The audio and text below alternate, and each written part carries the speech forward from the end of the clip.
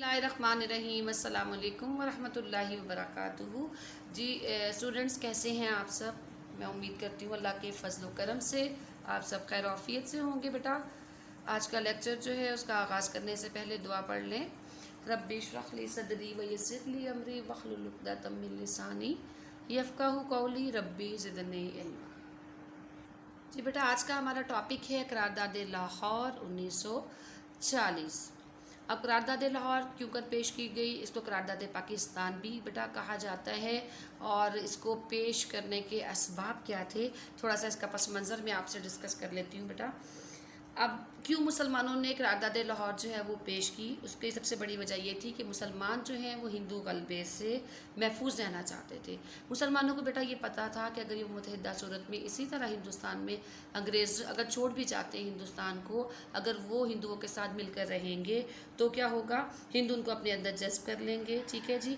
और ये होगा कि उनकी तशख़्ख़ुस को, उनके मज़हब को बहुत ज़्यादा नुकसान हिंदुओं के हाथों जो है होने का ख़दशा था। इस वजह से मुसलमानों ने अपने लिए एक अलहदा वतन की डिमांड जो है वो करारदाद लाहौर 1940 में कर दी। दूसरा बेटा, उसका अहम मकसद या उसके पस मंज़र में वो क्या व्यू था, क्या सोच थी मुसलमानों की, वो ये भी थी कि जो फ़िरका वाराना फसादात हुए हिंदुस्तान में, उसमें मुसलमानों का खून जो है बुरी तरह बहाया जाने लगा। और मुसलमानों को, ठीक है, ज़ात पात, रंग व नस्ल, छूत छात के बेटा हिंदू माशरे में मुसलमान बावक़ार ज़िंदगी कभी भी नहीं गुजार पाते। मुसलमानों को हमेशा कमतर दर्जा दिया जाता, जिसकी वजह से मुसलमान ये सोचने पर मजबूर हो गए कि उन्हें एक अलहदा रियासत कायम करनी पड़ेगी जहाँ पर वो इस्लाम के असूलों के मुताबिक आज़ादी से ज़िंदगी गुजार सकें। पहले हमने बेटा, इससे पहले हमने इल्लामा इकबाल का खुतबा इलाहाबाद देखा, जिसमें उन्होंने वाज़ेह तौर पर, ठीक है, बड़े मुदल्लिल और भरपूर अंदाज में उन्होंने जो है अलहदा वतन की एक तरफ इशारा जो है बहुत ही पुरअसर अंदाज में कर दिया। और फिर इसी तरह चौधरी रहमत अली ने भी 1933 में लफ्ज़ पाकिस्तान जो है वो इंट्रोड्यूस करवाया। तीसरी गोलमेज़ कॉन्फ्रेंस में उन्होंने इंट्रोड्यूस कराया। उसके बाद आ जाती है करारदाद लाहौर 1940। ये करारदाद बेटा मुस्लिम लीग के 27वें सालाना इजलास में कायद आज़म की सदारत में पेश की गई। ये करारदाद 23 मार्च 1940 को पेश हुई और शेर बंगाल मौलवी A.K. फजलुल हक ने बेटा ये करारदाद पेश की थी। कायद आज़म ने जो है इस करारदाद में एक सदारती खुतबा पेश किया और इस सदारती खुतबे में कायद आज़म ने जो है ये कहा कि मुसलमानों के सियासी मसाइल और दो कौमी नज़रिया पर उन्होंने तफसीलन बातचीत की। कायद आज़म के खुतबे के जो कुछ अहम नुकात थे वो मैं आपको बता देती हूँ। कायद आज़म ने फरमाया कि मुसलमान एक अलहदा कौम है। वो अलहदा इसलिए हैं कि उनके रस्म व रवाज, रवायात, तहजीब व तमद्दुन, सकाफ़त, सबसे बढ़कर उनका मज़हब जुदा है। सदियों से साथ रहने के बावजूद हिंदू और मुसलमान अपनी जुदागाना पहचान रखते हैं। अगर बरज़ख़ीर मुतहद्दा सूरत में आज़ाद होता है तो मुसलमानों के हक़ूक़ की हिफाजत नहीं हो सकेगी। कायद आज़म ने एक और बहुत अच्छा नुक्ता जो है अपने खुतबा सदारत में उठाया। आपने फरमाया मुसलमान अलहदा मुमलिकत का मुतालबा जो कर रहे हैं तो ये गैर आइनी नहीं है। बरतानिया से जो है आयरलैंड जुदा हुआ, स्पेन और पुर्तगाल अलहदा अलहदा मुमलिकतें बन गई। चेकोस्लोवाकिया का वजूद भी तकसीम का नतीजा था। तो बरज़ख़ीर का सियासी मसला कौमी या फ़िरका वाराना नहीं है, ये एक बैनुल-अक़वामी मसला है। इसी तनाज़ुर से इसको हल कर देना ज़रूरी है।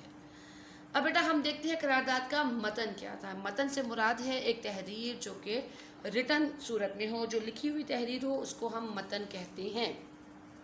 करारदाद का जो मतन है इसको थोड़ा आपको समझना होगा, काफ़ी मुश्किल अल्फाज इसमें इस्तेमाल किए गए हैं। तो इसे मैं इसको वज़ाहत करती चली जाऊँगी तो इंशाअल्लाह आपको समझ भी आ जाएगी। जी बेटा, अब जो करारदाद लिखी हुई सूरत में थी उसमें क्या तय पाया कि करार पाया कि ऑल इंडिया मुस्लिम लीग के सालाना इजलास की ये मुतफ़क्का राय है, यानी कि ऑल इंडिया मुस्लिम लीग का जो इजलास लाहौर में मुनक़िद हुआ, ठीक है बेटा, उसमें जितने भी नुमाइंदे थे मुस्लिम लीग के उन सब ने मिलकर जो है वो इस नतीजे पर पहुँचे कि कोई आइनी मनसूबा इस मुल्क में काबिल अमल और मुसलमानों के लिए काबिल कबूल नहीं होगा। इसका मतलब ये है कि कोई भी एक्ट है, कोई भी आइन है जिसको अंग्रेज़ हुकूमत बना देती है, गो उस पर हिंदू जो है अमल करने पर तैयार भी हो जाए, लेकिन मुसलमान इसको किसी सूरत में नहीं मानेंगे जब तक कि मदरजा बाला बुनियादी असूलों की रोशनी में इसको तैयार ना किया जाए। यानी मुसलमानों ने बेटा कुछ अपने जो है हकूक़ की हिफाजत के लिए कुछ पॉइंट्स आगे रख दिए, कुछ नुकात रख दिए कि अगर इन नुकात को मद्देनज़र रखते हुए कोई असूल या आइन बनाया जाएगा तो हम इसको मानेंगे, लेकिन अगर कोई भी आइन या एक्ट जो है अंग्रेज़ी हुकूमत बनाती है उसमें इन असूलों का मद्देनज़र ना रखा गया तो हम कतई इसको नहीं मानेंगे।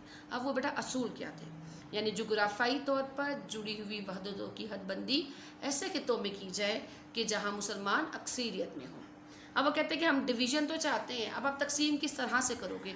तकसीम इस तरह से होगी कि ऐसे इलाके जहाँ पर मुसलमान ज़्यादा तादाद में हैं वहाँ पर मसलन हिंदुस्तान के शुमाल मगरबी और मशरक़ी हिस्से, ठीक है, जहाँ मुसलमान ज़्यादा तादाद में हैं उन जगहों पर मुसलमानों की हुकूमत जो है वो कायम कर दी जाए और किसी सूरत में भी ज़्यादातर जो है रद्द बदल किसी तौर पे जो है वो मत ना किया जाए।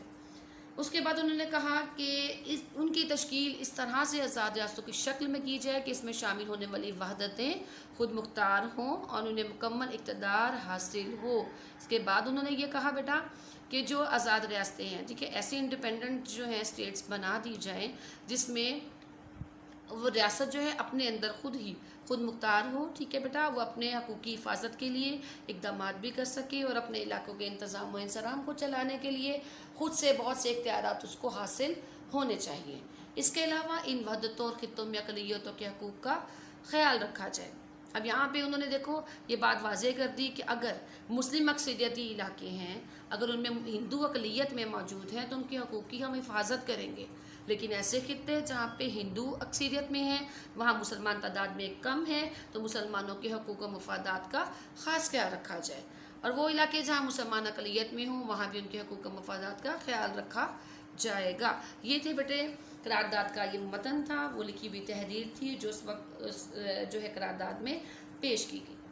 अब हम ये देखते हैं कि बेटा इस करारदाद पर आखिर रद्द अमल क्या हुआ। गांधी और हिंदुओं ने बेटा इस करारदाद की बहुत मुखालफत की, बहुत ज़्यादा मुखालफत की और उन्होंने करारदाद का मजाक बनाना जो है वो शुरू कर दिया।